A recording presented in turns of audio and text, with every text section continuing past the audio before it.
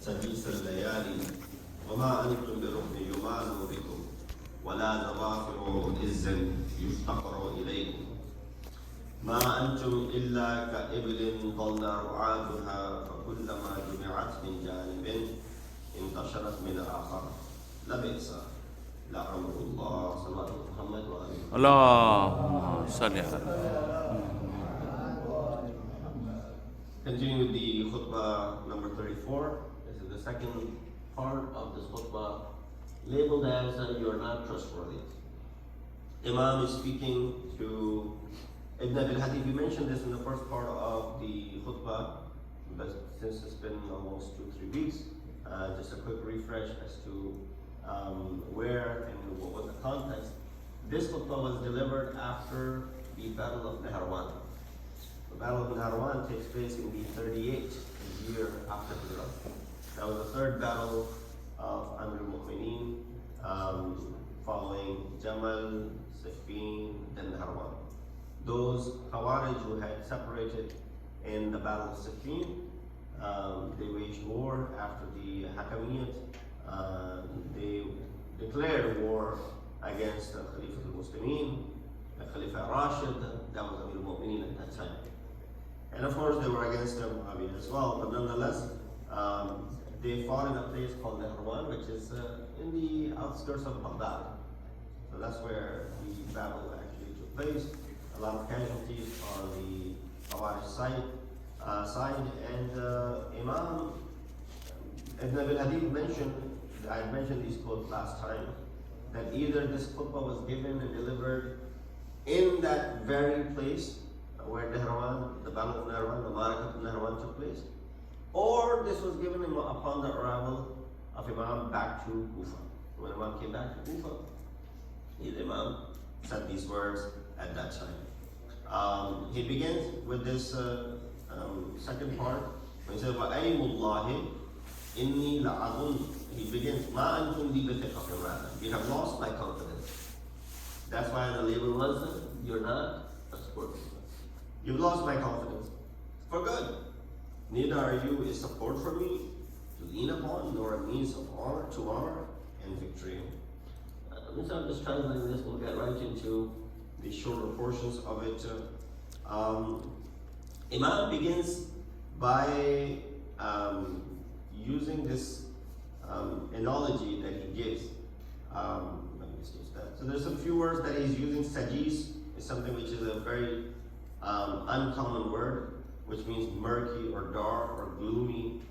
Yumalu bikum, support is taken from you, meaning that in attacking the enemy, reliance is placed upon you.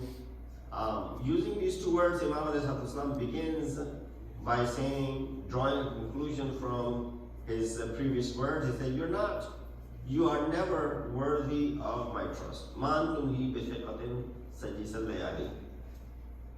Considering that Sajis al-Layali means the darkness of the night, the glooming aspect of it that I mentioned, the sentence becomes that as long as the nights are dark, I do not trust you. Only when the sun rises, sun shines, then when we can see each other, then only. But right now, in the darkness of the night, no way. I do not trust you. And this is a metaphor for eternity and permanence, since darkness never separates from the night. Does the night ever? Yeah, when the moon is full, maybe you can see a little bit, but the night, there's no separation between the darkness and the night. Just like it's in its innate nature. It's like the salt. Can you take away the saltiness of the salt? Right? No, you can't. You can't separate the two things. Similarly, Imam is giving this. So when he says that means I've lost confidence in you, which will never be repaired.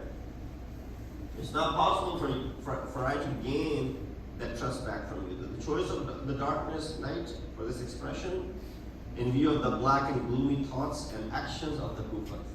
So look at the comparison that Imam is giving.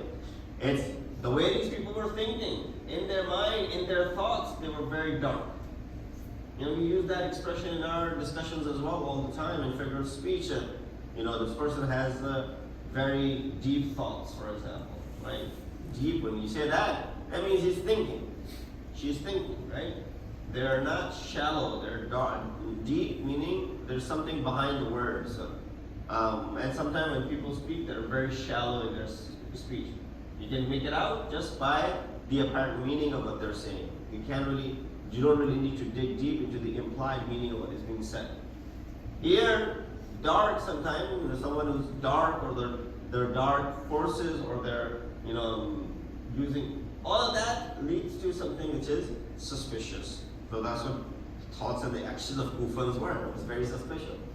A kind of conformity to the situation which is considered among the techniques of rhetoric. Of course, that is the balaghat of Nahj al-Balagha that Amir al-Mu'mineen is exploiting over here.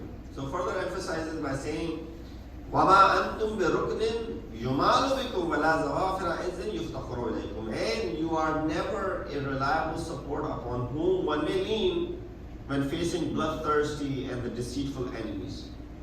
Nor are you strong supporters to whom one may turn in times of need. When do you need a friend? A friend in need is a friend indeed. Otherwise, you can try your friends at times of struggle. You'll see how many are standing with you. Prime example is Karbala. The Muslim empire has spread from far east to west, within Arabia. The entire Arabian Peninsula, portions of Persia and other parts. Wow, what happens? 72 people stand up to defend the honor of Islam.